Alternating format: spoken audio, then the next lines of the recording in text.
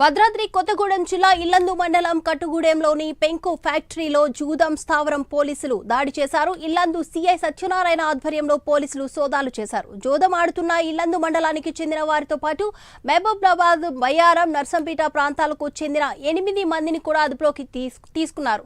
మరో నిందితుడు పరారయ్యాడు. నిందితుల వద్ద నుంచి కూడా 46,310 రూపాయల నగదును, 8 సెల్ ఫోన్, ఒక కారు, ఒక బైక్ స్వాధీనం చేసుకున్నామని కూడా సీఐ సత్యనారాయణ తెలిపారు.